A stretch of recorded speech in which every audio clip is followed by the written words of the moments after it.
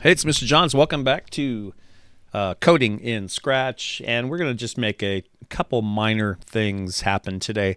And that includes the ability for our character to jump. Jump enough to get up to the top of things. He can also jump off of those things to get higher eventually. So we're going to add just some really simple code to make this happen. So what we have is our code block here. So yours should look very much like it as well. And I'll zoom in just a bit so you can see it better. So what I've added is at the top here, this code, change y by -1. That's at the top of the forever loop. So that means that forever, it's going to fall. That's gravity. So no matter what, once I hit start, boop, well, that's going to go back, I guess, right? Now it doesn't do anything because I disconnected everything, but that's going to make it fall.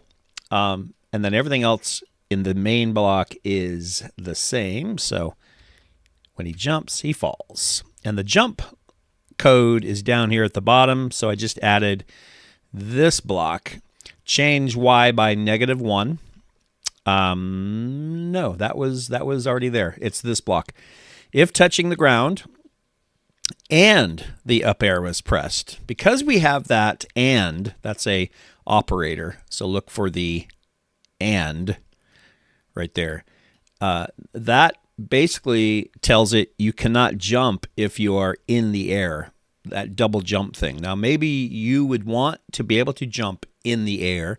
Some games let you do that. To me, it's not realistic. There's nothing to jump against, nothing to push against. It goes against the laws of gravity. So I like him just to be able to jump on the ground. So if touching the ground and the up arrow is pressed, so both of those things have to happen together, then set y to 12. So now I had 15, I changed it to 10, and then I eventually settled on 12. That's how high he jumps.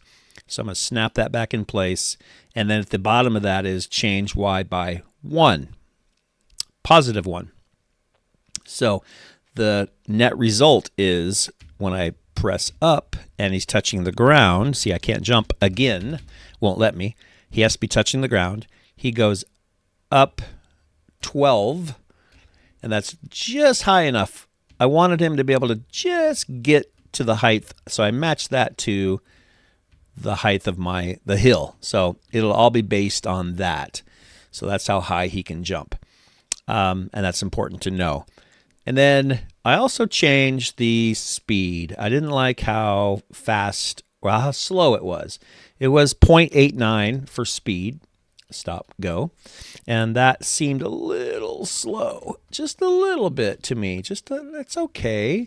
Just a little sluggish. It feels like he's in mud, which, by the way, that's how you could code if he was going through mud or something thicker. You could slow it down, but I thought I liked 0.89. I changed my mind and went up to 0.93. I tried 9.5, then I went back to 9.2.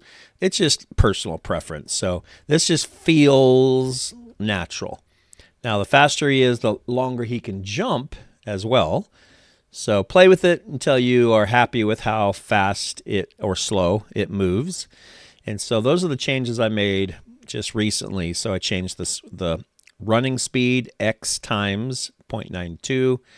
Also added the change y by -1. So there's gravity, and also the jump code, which is the if touching ground and up arrow is pressed, then go up 12.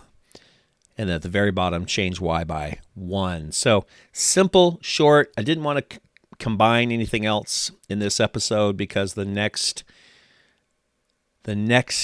task is getting the background to scroll, and that needs to be its own episode because we have a little bit to do. There's some coding, quite a bit of coding in that one. So we're going to tackle that next. And if you're following along, you will end up with a side-scroller game with a a cute character that can